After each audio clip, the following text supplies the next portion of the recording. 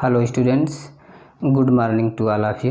Electrical engineering 6 semester में जैसा कि पिछले वीडियो में यूटिलाइजेशन ऑफ इलेक्ट्रिकल एनर्जी का स्टडी किए कुछ इम्पॉर्टेंस पॉइंट का, तो उसी में जो है आगे देखते हैं। ठीक, लॉज ऑफ इल्यूमिनेशन मतलब कि प्रदीपन के नियम।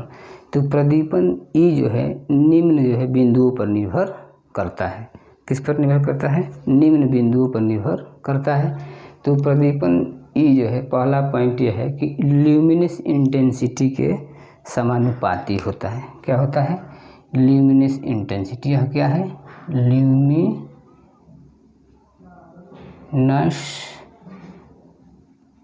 इंटेंसिटी। ठीक, ज्योति तीव्रता के समानुपाती होता है।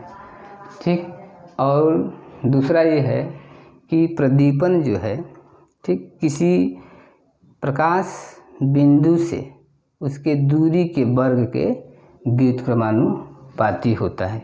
इसको जो है हम प्रतिलोम वर्ग नियम भी कहते हैं। क्या कहते हैं? प्रतिलोम वर्ग नियम, इनवर्स स्क्वायर लॉ भी कहते हैं। इस प्रकार इन दोनों की सहायता से E बराबर I बटा में R स्क्वायर लिख सकते हैं। तीसरा पॉइंट है Lambert cosine law, Lambert Kojiya का नियम। तो इस नियम के अनुसार क्या है? तो इस नियम के अनुसार जो है प्रदीपन, ठीक, E, ठीक, किसी सतह पर प्रकाश बिंदु के, देखिए नॉर्मल के यहाँ बनाए हैं, उसके लंब, ठीक, और ज्योति ल्यूमिनस फ्लक्स, जो फ्लक्स निकलेंगे जितने भी, उसके दोनों के बीच बने कोण के कोजिया के समानुपाती होता है। ये कौन कहता है? Lambert cosine law. तो लैम्बर्ट कोसाइन लॉ के अनुसार प्रदीपन E बराबर I cos थीटा बटा में R स्क्वायर होता है। ठीक, इतना देखें लॉज ऑफ इल्यूमिनेशन। इसी प्रकार जो है प्रदीपन में अन्य भी पॉइंट देखते हैं।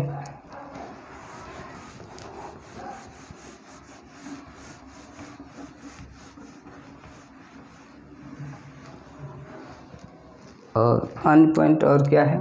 जैसे है space height ratio. Space height ratio, यह स्पेस हाइट रेशियो क्या होता है? तो जितने भी लैंप लगाए जाते हैं प्रदीपन के लिए, ठीक, तो उसमें जो है प्रत्येक लैंपों के बीच हॉरिजॉन्टल डिस्टेंस होनी चाहिए। ठीक, प्रत्येक लैंपों के बीच में जो है सेम जो है हॉरिजॉन्टल डिस्टेंस होनी चाहिए, और जो है उसकी हाइट होनी चाहिए।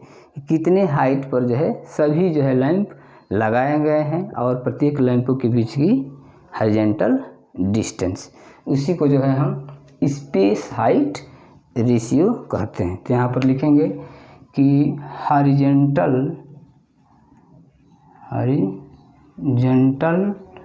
ठीक डिस्टेंस बिटवीन, ठीक, टू लैंप्स, ठीक, बटे में आपका हो जाएगा माउंटिंग लैंप्स। ठीक, माउंटिंग हाइट ऑफ क्या? लैंप्स। लैंप लगाने की ऊंचाई, लैंप लगाने की ऊंचाई और प्रत्येक लैंपों के बीच हॉरिजॉन्टल डिस्टेंस इतना होनी चाहिए। इसी को जो है हम स्पेस हाइट रेशियो कहते हैं। और इसके अनुसार जब जितने भी लैंप लगाए जाएंगे तो वहाँ पर जो है प्रदीपन क्या होगा? अच्छे जो है पाया जाएगा, मतलब अच्छी तरीके से जो है वहाँ पर प्रदीपन होगा। ठीक, इस प्रकार देखते हैं आपका जो है यूटिलाइजेशन फैक्टर, यूटिलाइजेशन फैक्टर। उपयोगिता गुणांक, इसको क्या कहते हैं? उपयोगिता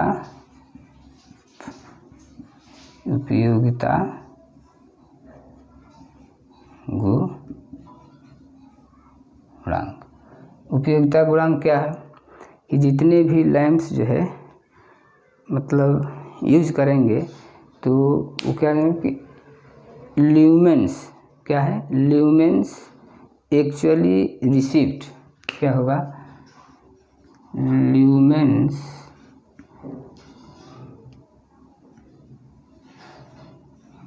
received by actual condition। वास्तविक दशा में रिसीव्ड ल्यूमेंस मतलब कि प्रदीपन या ज्योति फ्लक्स बटा में आपका ल्यूमेंस इमिटेड, ठीक, by light source,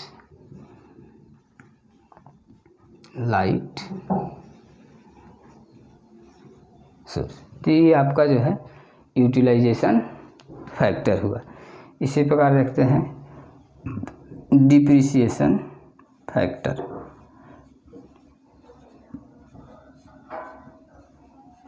depreciation factor अनुरक्षण कारक।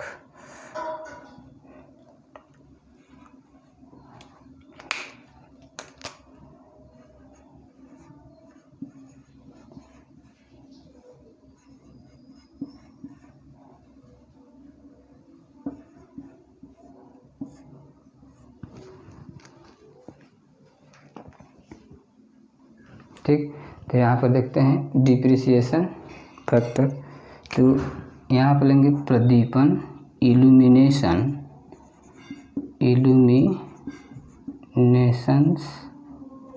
Under actual conditions by illuminations, ठीक, illuminations when everything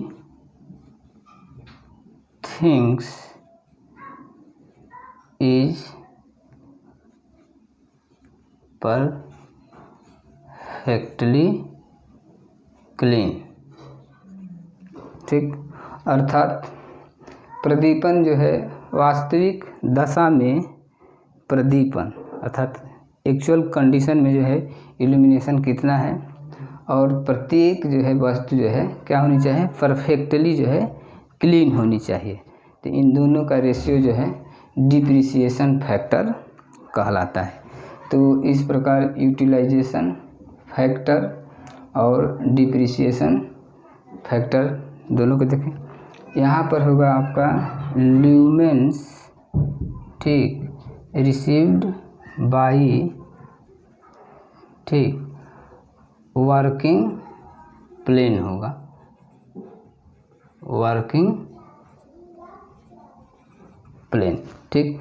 कार्यस्थल पर रिसीव्ड ल्यूमेंस और लाइट सोर्स द्वारा उत्सर्जित विकिरण। तो इन स्पेस हाइट रेशियो देखें, स्पेस हाइट रेशियो जो है किस तरह से लेते हैं? यूटिलाइजेशन फैक्टर क्या होता है? उपयोगिता गुणांक। इसी प्रकार डिप्रिसिएशन फैक्टर अनुरक्षण कारक, ठीक। तो इस प्रकार जो है यूटिलाइजेशन ऑफ इलेक्ट्रिकल एनर्जी में सम इम्पॉर्टेंस पॉइंट का आज स्टडी किए, ठीक।